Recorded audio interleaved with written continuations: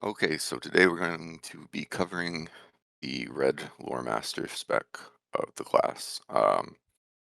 Recently, well, not recently, it's been about a year now, but they redid the class, as I'm sure most of you know, to where it is the spec of the class, rather, where it is among the most powerful DPS classes.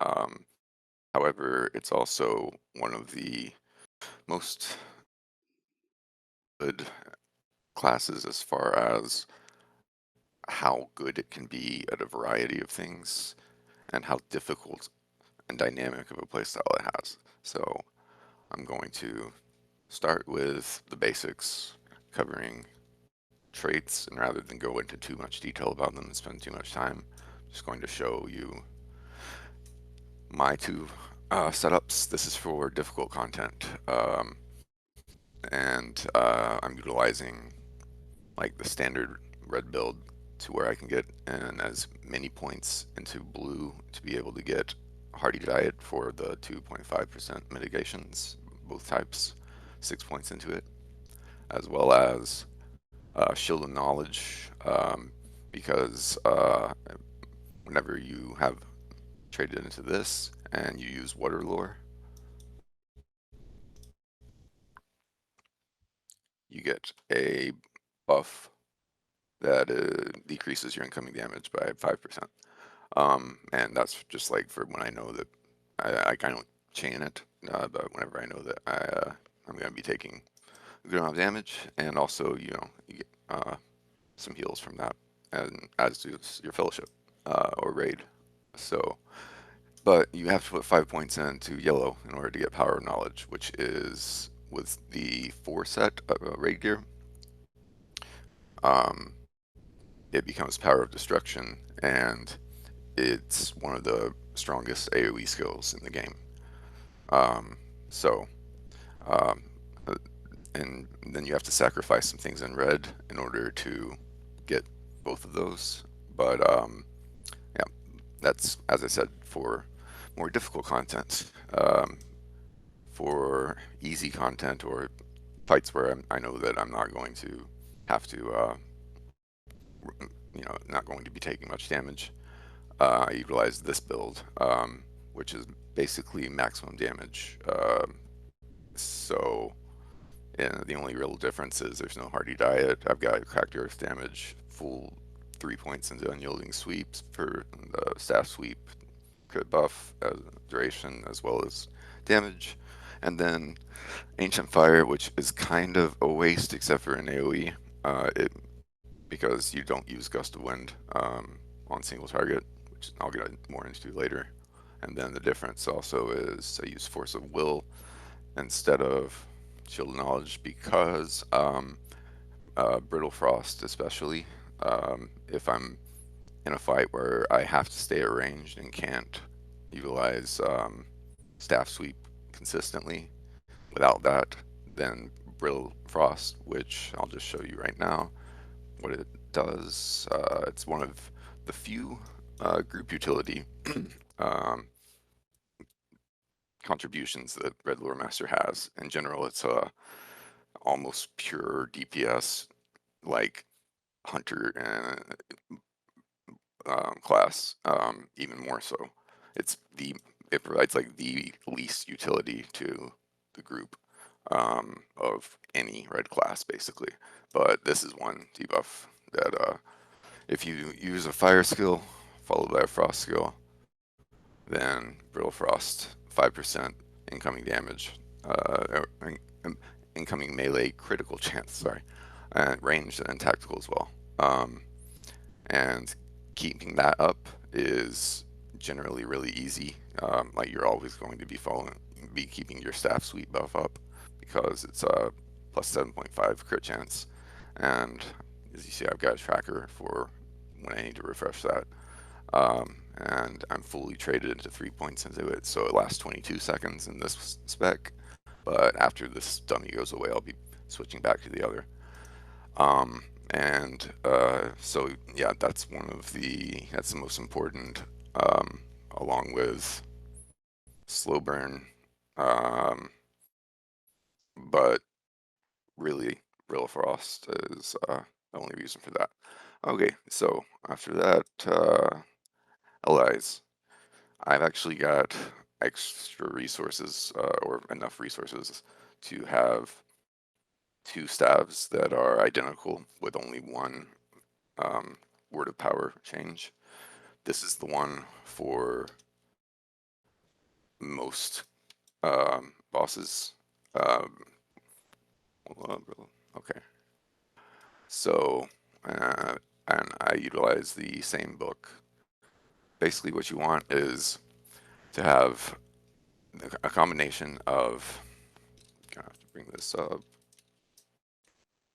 Okay, you want the 15% fire type damage from having either Heraldry of the Blazing Eagle or Ascendant Flame, two of them, as well as 3% crit chance from 2 Heroic Precision and or yeah and or Heraldry of the Keen Eagle, as well as 15% lightning type damage from 2 Ascendant Lightning and or Heraldry of the Tempestuous Eagle. And the best way to set it up, which I'll get into a little bit later, why, is because Ascendant Flame gives mastery, whereas Heroic Precision and Ascendant Lightning both give crit. And as a Red Lore Master, as you can see through in my LI setup, how many secondary stats are mastery. It's kind of ridiculous. Like, boom, one, oh, okay, 1, 2, 3, 4, 5, 6,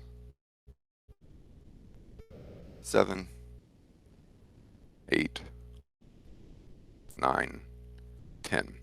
So on Red Lore Master, it's really difficult to not overcap mastery, especially because of the trait Prepare for War, which gives another 8.4k. It's very difficult without slotting multiple defensive virtues. And in this build, honor is better than tolerance, just for the record. But yeah, without sliding multiple, and still I'm overcapped slightly.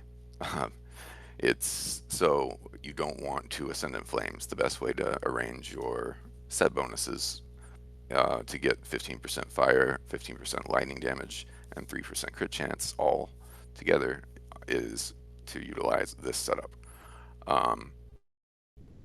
And it's very important to realize that the amount of lightning damage that you deal is actually in AoE it is not that significant, but for single target you actually do more lightning damage than fire if you're playing it well.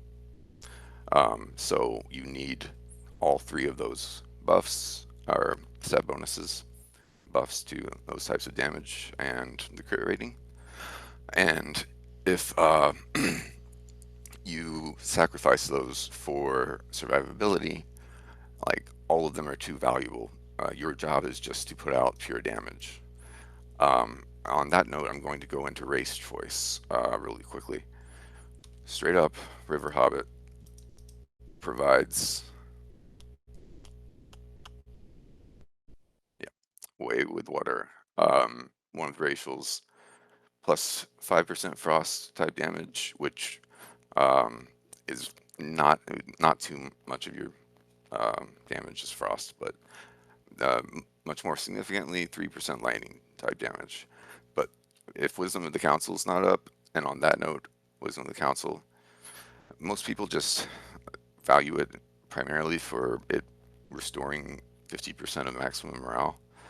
But I think that in many cases, the more valuable thing that it does is it causes for 10 seconds you to have a 50% chance to negate 85% damage. So basically, you've got a half chance to not die from whatever it is that is going to be that you pulled aggro on boss, whatever. And that's an amazing effect, especially if you utilize it like early and kind of like you know that you're going to be taking a large amount of damage for or several seconds.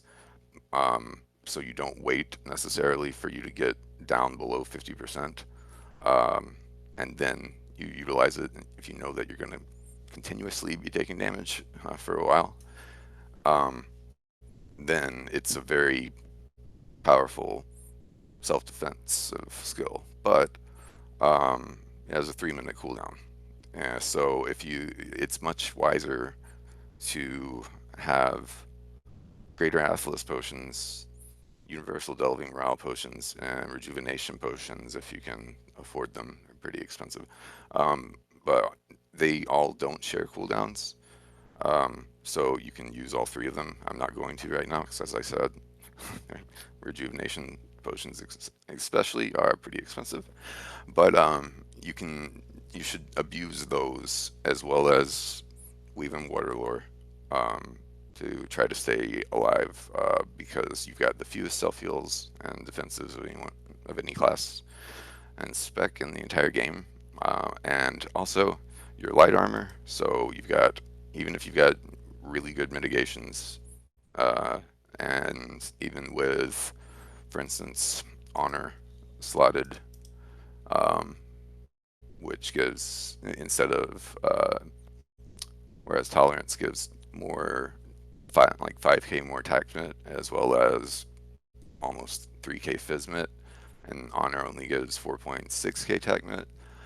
The 9k maximum morale, you have to factor in that that's also affected by multipliers like hope tokens, and you have you're one of the classes that has the ability to give the raid um, motivate, essentially.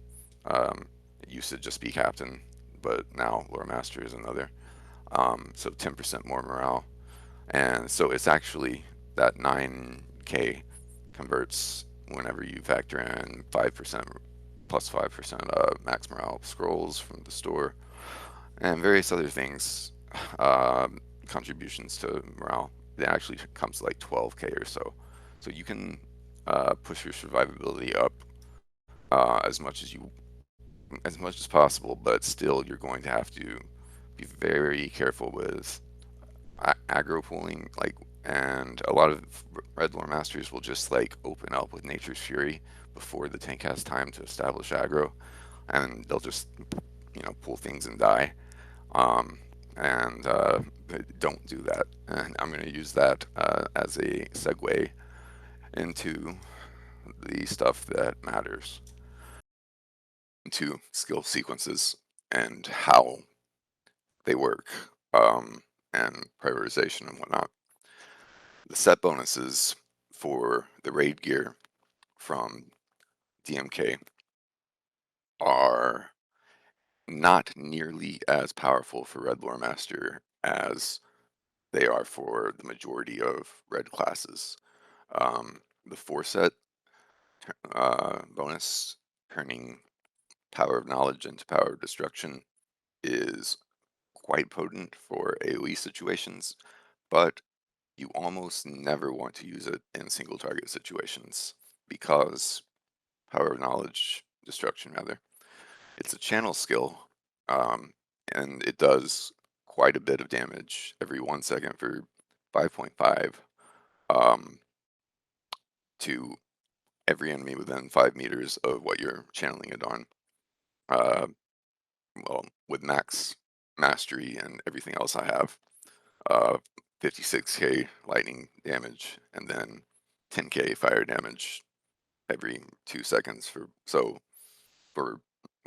10 seconds. So 5 ticks of that plus 10 ticks of still that is not worth sacrificing the amount of single target damage that you can get out of other skill sequences for in that 5.5 second channel duration, because you can't use other skills during it, obviously.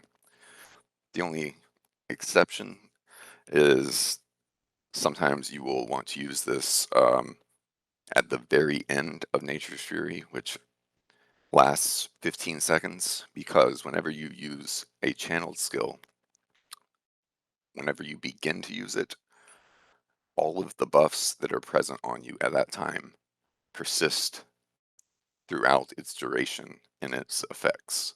So you get, as you see here with Nature's Fury, 5% crit chance, 15% more of whatever type of damage you're doing. And so if you use it at the very end, um, then you will be able to have those bonuses apply throughout its entire duration.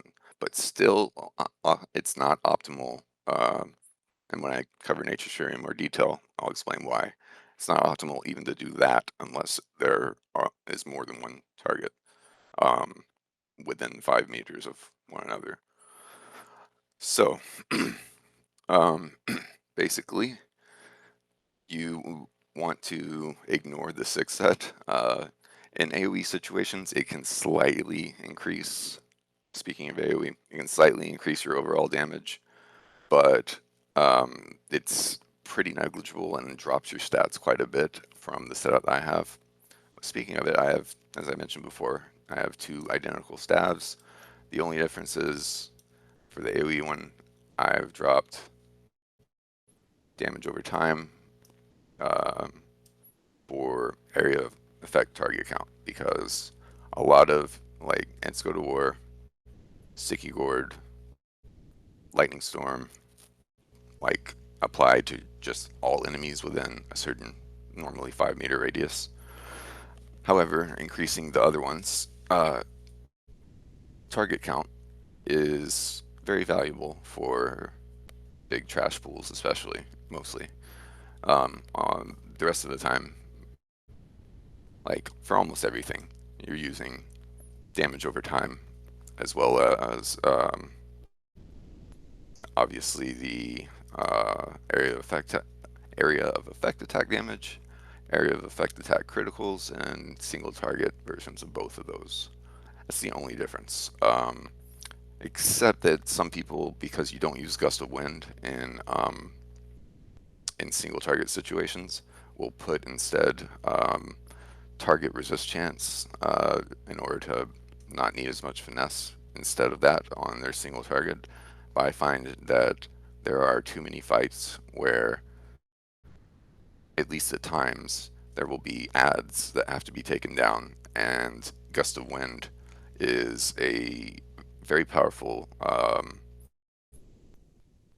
AoE ability. So I don't do that personally. Um, all right, skill sequences. So, first thing that you need to understand is that it's the major source of your single target damage is not a single skill. It's a somewhat complicated system of tearing up a dot that has first establishing a dot that is called Smoldering Embers at tier 1, Burning Embers at tier 2, and Searing Embers at tier 3. And you have 3 abilities that will, well, 2 that will establish the first tier. Burning Embers, as you can see, Smoldering Embers. So for 15 seconds. Okay, you've got Sticky Gourd that will also establish it and tier it up. This is the tier 2 Burning Embers. And then if you use Nature's Fury, um, then Gust of Wind turns into Burning Gale, and I'm going to wait for it to expire. Okay, Burning Gale immediately gives you Searing Embers, which is the tier 3, which is the cash out that you want to use uh, in order to get improved ignition tier 3, which is by far your biggest source of single target damage. And what most Red Lore Masters figure out very early is that in order to do a lot of AoE damage, especially during trash, you don't have to try very hard. You just hit your big skills really, keep up your buff, your staff sweep buff, but you got so many big AoE skills that it's very easy. But then very few Red Lore Masters are actually skilled enough to be able to know how to optimize not just leaving that Searing Embers dot going, but how to cash it out, meaning I'll just demonstrate here. So I'm going to establish it, and then Wizard's Fire is the most important and the primary way of tearing it up. So Wizard's Fire does not establish if you don't use a skill that puts the first tier of embers up. It does not actually establish it itself. But if it is already existing on the target, then using it initially, watch when it expires. Okay, no embers, just the Wizard's Fire burn, right? But if I already have it up and then I use it, it tears up and then it tears up again every tick of Wizard's Fire, which is for every 2 seconds for 8 seconds. As well as if you cash it out, and I'll demonstrate, I'll get into that soon. Um, if you cash out Searing Embers with one of your lightning skills, and there are 3 of them that you can utilize to do this, and get into the priority order of that soon, then if Wizard's Fire is still ticking, it will reapply one um, tier of embers again. So I'm just going to cash it out and see. It's, oh, the dummy went away immediately, but you might have seen there really quickly, Smoldering Embers came back without me having to reapply it with a skill that establishes it. So you have those 8 seconds to weave in your other big cooldowns, big damaging cooldowns. Like you always want to use Ring of Fire, Call the Lynx, like Ents Go to War, obviously keep up staff sweep, buff, etc. Um, but if you let Wizard's Fire, which doesn't establish it, but for 8 seconds, tears it up every 2, and you wait to cash it out um, until it reaches tier 3, so just a few seconds. Then, as you can see, improved ignition tier 3, 186,000 damage.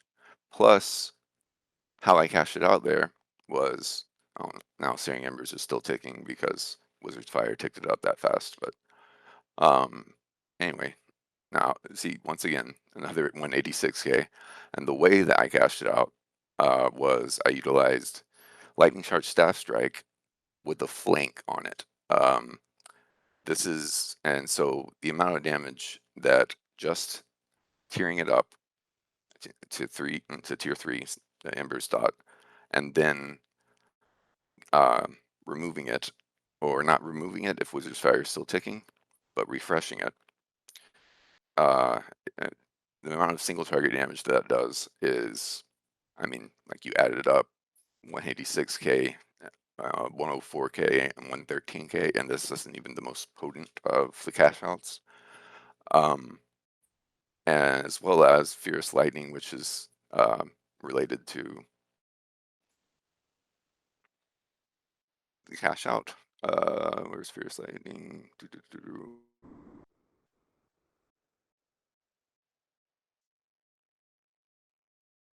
Okay, well, like it's just whenever you do cash out.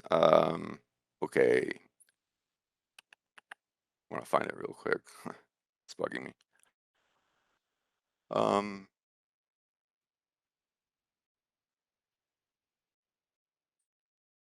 yeah, never mind. Anyway, all of those come from that sequence of fire skills that cause embers into lightning skills to either remove or reset the dot back to tier 1. And if you have the 2 set bonus from the Ikebani valley instances, this and this, then and from the instances you have to get in order to get this gold bracelet, the rare drop or barter from it from Tomb, um, that is Fallen Burial Ward. But anyway, if you have the two set here, staff sweep applies flanked and plus 10% staff sweep damage. So the primary way that you're going to be cashing out Searing Embers is this skill, Lightning Charge Staff Strike. It only has 3 charges though, and every 15 seconds you get another charge. But as I'll demonstrate here, if you use up those charges, then 1, 2, 3. Okay, another one in those 15 seconds came back, but as you see, I'm monitoring it there, how many charges it has. Now it has none.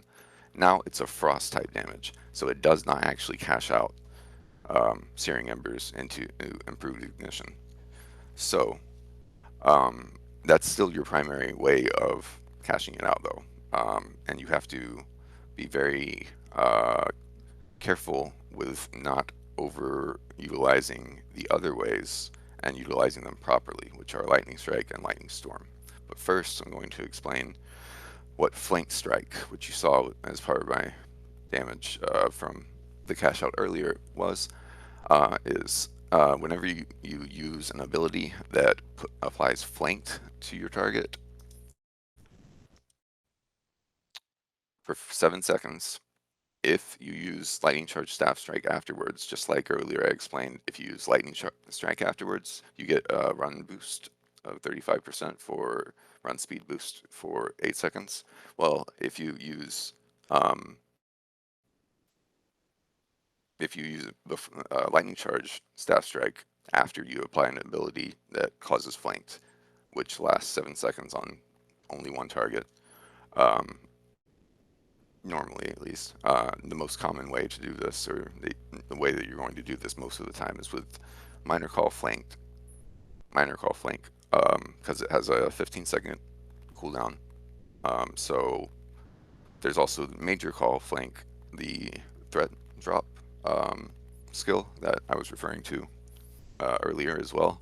It will also cause flank, but you often want to save that as a last resort, especially if you have the 2-set bonus where Staff Sweep also causes flank to be applied, and it applies it to all of the targets in your frontal range, 5-meter range. 5 max targets without the extra target count tracery in a radius of 5 meters.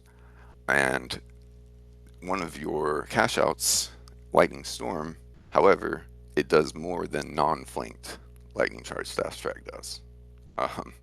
And it has a 10-second cooldown, whereas Lightning Charge Staff Strike only has a 3-second cooldown. But as I said, after you use up its charges, it no longer cashes out embers. So all of these skills, Burning Gale, when Nature's Fury is active, does immediately applies the 3rd tier and allows you to immediately cash it out. And that's part of why you want to also, like after your normally first, sometimes second Burning Gale, use Lightning Storm. But all of these skills are lightning damage, and really it's about waiting until you if as you play the class, you can just kind of gradually develop an ability to know when Searing Embers when it's tiered up, and when not to cash it out early, because improved ignition tier 2 and 1 do significantly less damage. But it's way faster than you think if you're new to the class. That you can actually weave in every 5 to 6 seconds without skipping any other damage in single target situations, at least. a cash out. And you should optimize according to what I've explained here, the priority order of how you do so. Okay, moving on. Whenever you start a fight, you want to use a combination of, well, if you can start in melee range, or close enough to where ring of fire, 15-meter diameter, to where that will still hit the enemies, then start with that because you want to get it on cooldown as soon as possible. But most fights, you won't be able to just run up and start in melee range. So sticky gourd, you can. It has a very short 5-second induction, and that's without the induction bonus that I'll demonstrate here from Quick and Flame. If you use 3 fire skills, then 30% skill induction speed, so that brings it down to 0.4 seconds. But still, Sticky Gourd is such an incredibly powerful ability and should be used on cooldown. Not only does it seconds and mitigation shreds, as they're called, stack with one another cumulatively. So um, this is one of your abilities that contributes to, with all of the other classes in a raid or a group using theirs, contributes to overall group DPS. Like, mid shreds are the most overpowered thing in this game, to be honest. So you want to use that on cooldown, and it also, as I mentioned before, applies or tears up embers when you do. And that's the initial way that you want to start out a fight, applying embers. So after your Ring of Fire and Sticky Gourd, then Wizard's Fire to immediately get Searing Embers, or not immediately, but after 2 seconds, because Wizard's Fire will tear it up from the Smoldering Embers, the tier 1 that you get from Sticky Gourd. Applying Wizard's Fire will tear it up immediately to Burning Embers, tier 2, and then 2 seconds later, it ticks its dot, and that's Searing Embers. And in those 2 seconds, you should apply Flanked. Ideally, if you have the 2 Ikarbani set bonus with Staff Sweep, to give yourself the crit chance bonus as soon as the crit chance buff as soon as possible. Establish for everyone's damage the mid shreds from Sticky Gourd. Also, you want to get your Ember tiered up and cashed out, as well as your crit chance buff up as soon as possible, and your lightning charged Staff Strike charges down before you utilize Nature's Fury, and also before you do, you generally want to use Call of the Lynx if it's off cooldown. Call of the Lynx does an incredible amount of damage whenever. Oh, I didn't have a. Okay, it will come back up soon. But yeah, and it puts you in combat even if there's not a target, which is kind of funny. Is it gonna crit? Is it gonna crit? Come on, crit. I want to demonstrate Savage Bleed. Nope. Okay, well, we'll have to wait on that. But anyway, if like your Lynx does a good amount of damage by itself, when you call it, it lasts 15 seconds, and it does an initial bigger hit, but still not too much bigger than the dot that it puts every 2 seconds for 10 seconds of its duration, and it's almost back, and I'll demonstrate the major source of damage. When it crits, it's and it crits immediately upon it, like summoning always, and then it has a chance to crit after those 10 seconds expire.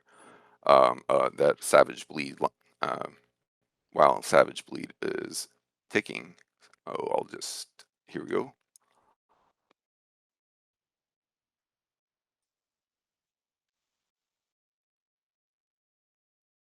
Boom. crit.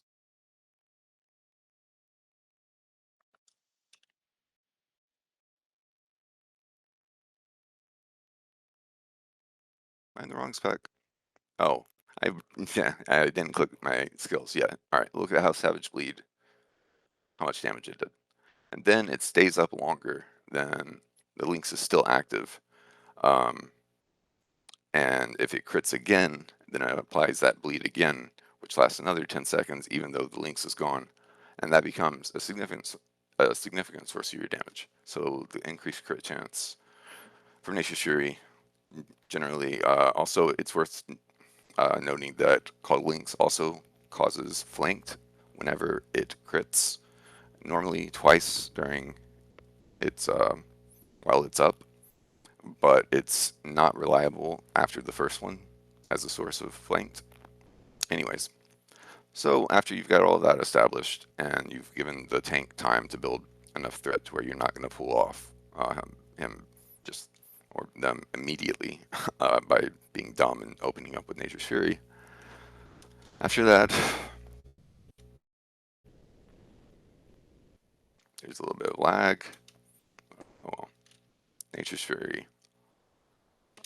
Okay, it gives you low pressure and turns an ability, turns two abilities low pressure. I'm just gonna tooltip these before it goes away. All right,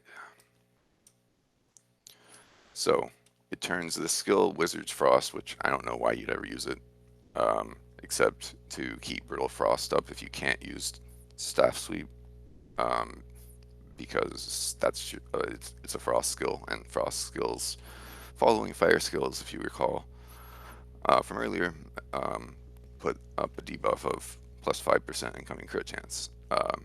So that's really the only reason that you'd ever use Wizard's Frost without it turning into low pressure, which is your highest single target damage skill if you don't include the combination of Lightning Charge Staff Strike with Flank Strike and Improved Ignition Tier 3.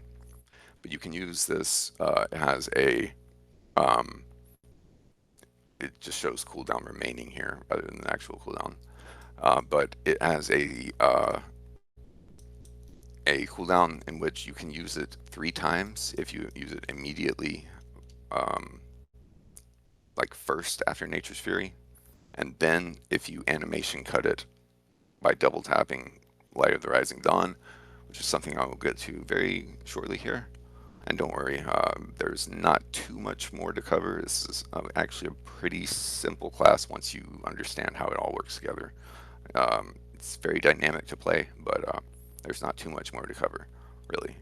Um, so Nature's Fury is almost back up. But yeah, that's single target, but it also has an extra crit chance and crit mag. So it does an immense amount of damage. And if one of the reasons that you use Call of the Lynx before Nature's Fury is because if the skill is used while your companion flanks the enemy, your morale will be healed as well. And we, as I mentioned before, Red Lord Masters have very few self heals. Before I do it again, the other is Burning Gale, which applies Searing Embers and the mid shreds that all fire skills do. You keep them all up. Well, not all fire skills. Wizard's Fire doesn't, but or Ring of Fire. But any skill that establishes Embers also applies the mid shred for 20 seconds. So um, Burning Gale does a significant amount of damage and puts an even more powerful damage over time effect on, well, actually equally powerful. This one was just enhanced by Nature's Fury damage bonus. The same damage over time effect on all of the targets that it hits for every 2 seconds for 16 seconds. And that can be cashed out. It immediately applies Searing Embers, which is what is cashed out into Improved Ignition Tier 3 by your AoE Lightning Storm. And each of those crits, so it hits all of the enemies 3 times. And say there are 5 enemies that Burning Gale hits, and then you cash it out with Lightning Storm, you're going to get multiple improved ignition tier 3s, as well as charges to your Lightning Charge Staff Strike. And you can use this twice during the duration of Nature's Fury.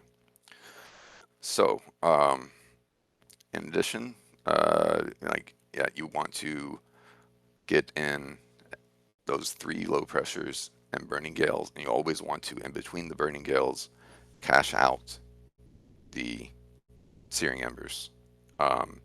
And ideally, you want to try to get another improved ignition tier 3 in the while Nature's Fury is still going, but that is kind of difficult to do without understanding something called double tapping animation canceling. Like basically, this is something that many people have heard of and don't understand what it actually means. I'm going to use one of the biggest skills, biggest damage skills that we have. Actually, the biggest like pure burst, even more so than low pressure. Hints go to war as the example for this. So one thing to note is that if you use Cracked Earth, and you should only do this before Ints go to war, but vulnerable to marching to the Ints, duration only 7 seconds. However, at that time, if you use within 7 seconds of using Cracked Earth on a target, and it's AoE, by the way, as is Ints go to war. If you use Ints go to war, then it does much more damage. And its cooldown with the tracery is 49 seconds. Anyway, as you can see, when I use it, look, 1, 2, 3. Okay, it takes that long to go off. It's got the longest animation of any skill by far for Red Lore Master. The others have animations 1 second roughly, 1 second, a little bit over, a little bit more than 1 second, a little bit more. Like the minor and major call are almost instant, but skills either have inductions or animations that are. Ring of Fire is the second longest. You see after the induction completed how it still took like almost 2 seconds to go off. Okay, you can completely negate this by, I'm waiting for Insco to War to come back up to demonstrate. And you should utilize this. Actually, I misspoke a couple seconds ago. Low pressure has the second longest animation of any skill. You should utilize this technique in order to, especially with these long animation skills, not only cancel those animations and have them go off immediately, but reset the cooldown, because this the cooldown of skills does not actually begin to start ticking until the animation, both the induction and the animation, if there is an induction on the skill, are finished.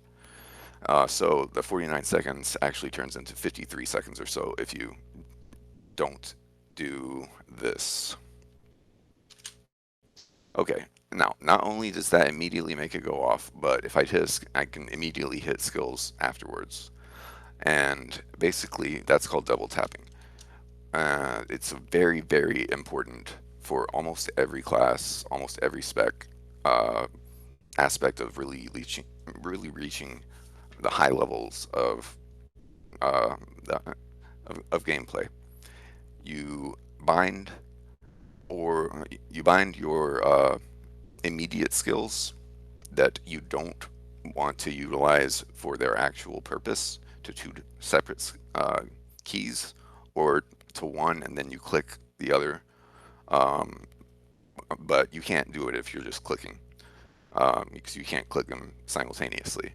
You hit them simultaneously, and by simultaneously I mean, and this is a lot harder than it sounds, and if you have lag especially, within like 20 milliseconds of one another.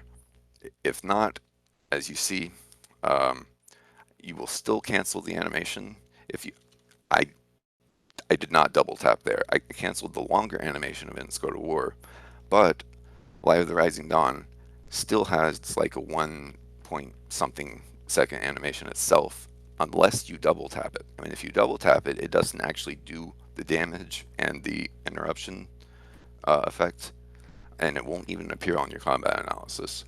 Um, as you see, I have one there, and then if let's say I'm going to use Nature's Fury and cancel low pressure's animation, boom.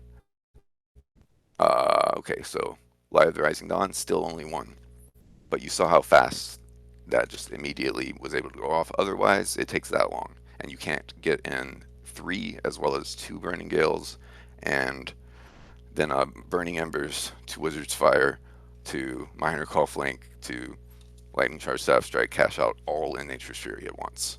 Like, it's impossible. You have to utilize animation canceling. Besides Insco to War and Low Pressure, the other skill that you need to, whenever it's available, animation cancel to get as many cash outs as possible. Come on, give me a dummy. Um, as many cash outs as possible is Lightning Charge Staff Strike. As I mentioned, it's your primary way of cashing out Searing Embers for Improved Ignition Tier 3. And if you watch, it says it has a 3-second cooldown, but that doesn't actually begin until 1.5 seconds roughly later. However, I missed the double tap there, did you notice? So it reset the cooldown, um, and Lightning Charge Staff Strike came back faster, but then the next skill that I would have used would have been delayed by the animation cancel, or by the animation of Light of the Rising Dawn not being double tapped. However, there. Now I can use the next skill, and there's no delay, plus I don't have to endure the actual cooldown of like 4.5 seconds. Will be back in 3 seconds, and sometimes you can chain, especially if you're using your minor and major calls, which have basically no animation, and you're using Wizard's Fire to tear up Embers and to reapply it. So after, boom, it's back. And if I animation canceled it, okay, see, it resets it more quickly. You can get in more of your big improved ignition tier 3, flank strike, and lightning charge staff strikes by using that on cooldown. Obviously, if you need to interrupt an animation on an enemy, though, you want to save that.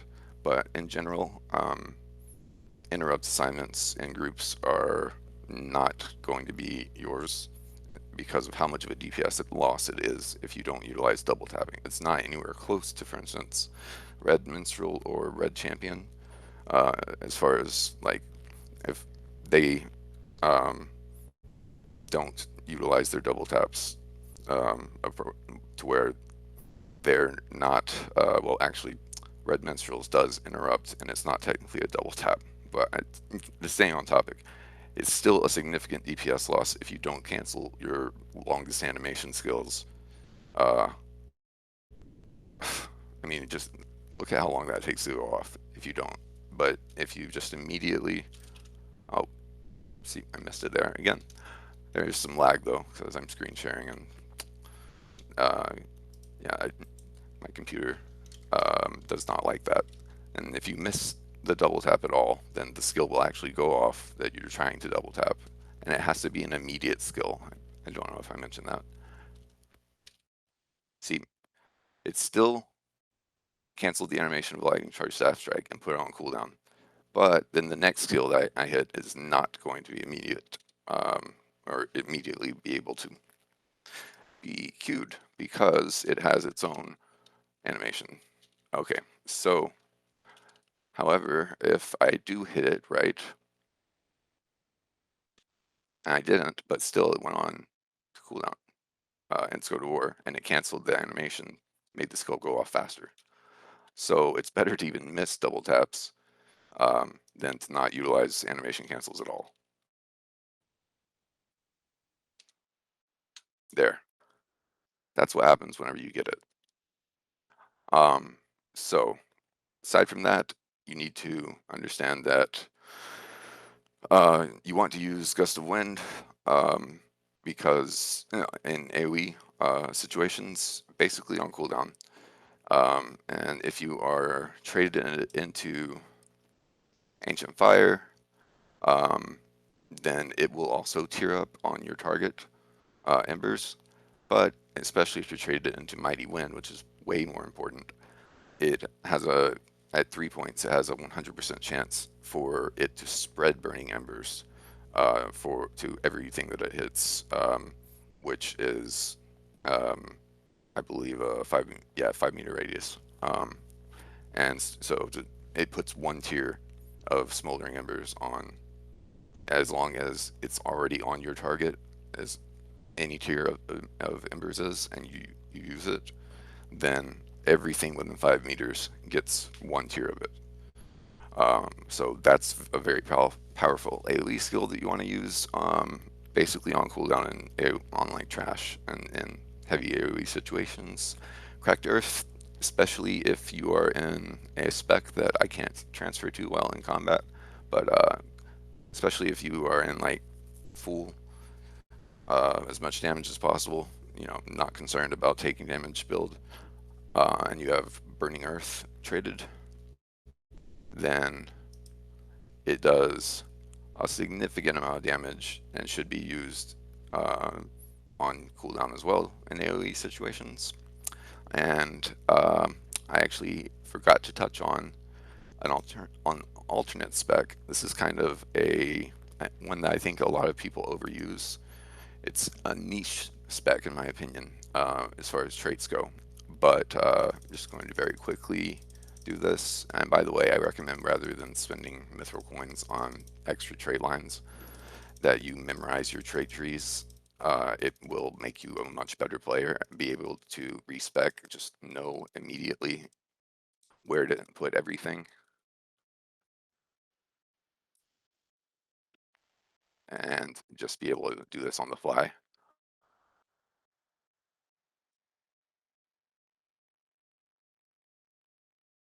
Okay. And yeah, okay. Actually, there. All right. The point is to get to see all ends. Um, I want to do this instead. See all ends in yellow. Okay. This ability is very powerful if used correctly. It only has a 20-second cooldown, and it's um, for 3 seconds, it increases your incoming damage down to 45% and gives you a 100% partial parry chance. But if you notice, you have to not only know that when big damage is coming in order to make sure that you use it at the proper time, but it has like a 1 point, almost 2 second animation.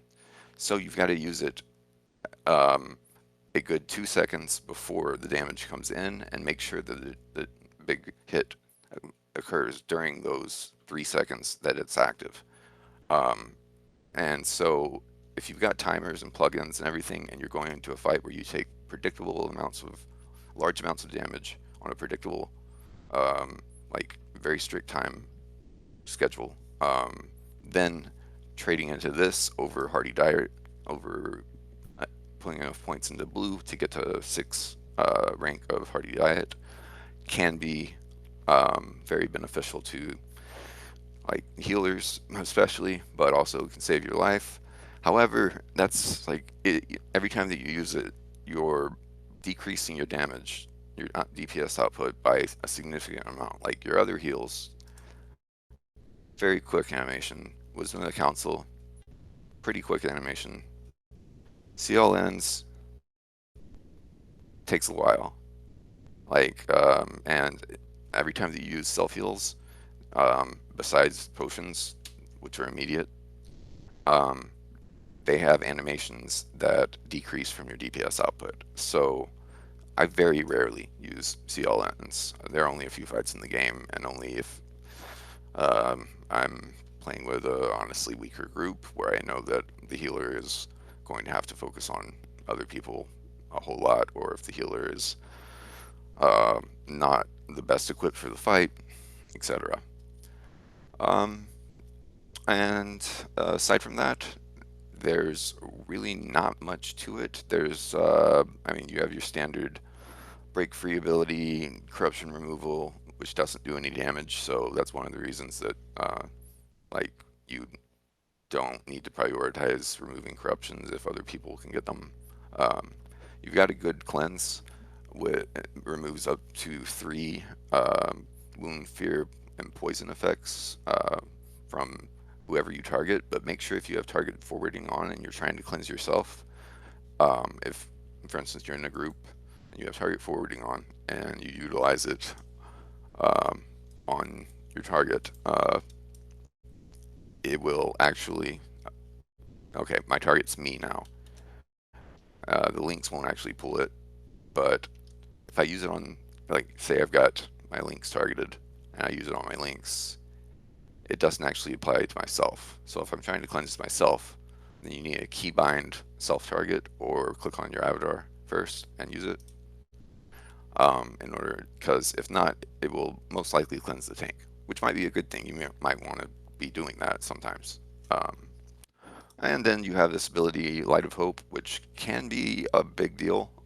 It has a second induction, um, and I'd have to wait for my links to come back to use it. But basically, at the cost of half the morale to you, you transfer double. Well, you sacrifice, like in my case here, 14k morale to give your ally or companion double that, essentially. So you can save people if you see them really going down and have enough time to get it off.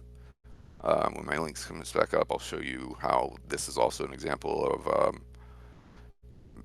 like when you need to double tab animation cancel, or at least animation cancel, so that the skill will go off as soon as possible um, in order to save someone else's life. If I don't, see, it takes like another second, so it's got a second long induction and then another second animation. They're both not going to be up together, but if I had double tapped that, it would have just immediately after the induction completed healed the person. Um, and then the last thing I think that needs to be covered is Call of the Valar. This skill has a 5-minute cooldown, and um, it's it's pretty important. It's not critical as to when you use this, and there are a variety of situations in which it constantly changes, like prioritization. But it resets the cooldown of Sticky Gourd, Lightning Storm, and Ints Go to War. Of those, Lightning Storm has the longest cooldown of 1 minute, Ints Go to War 49 seconds, and Sticky Gourd 30 seconds. So you want to utilize it either when all of those have just basically been used, which is pretty rare if you're truly optimizing DPS, or if you want to get one of them back immediately, one or two of them. For instance, you want to cash out both Burning Gales during Unleashed Fury with Lightning Storm to hit 5 targets, and trying to optimize the damage that matters of AoE, single target, or both, as well as your burst damage, saving your big skills for burn phases to optimize, because as I said, you have the biggest, I win button in the game whenever you, every 2 minutes, and which is also reset by Minstrel's Call to Greatness, for the record. So, I think I'm going to wrap it up there, and thanks for listening, and I hope that you'll be able to do more on Red Lore Master than the majority that I see in the end game who just know how to hit big numbers on trash. So that's it. Wrap it up, Maloa. Thank you everyone for coming, and I hope you guys learned something. Have a good day. Bye.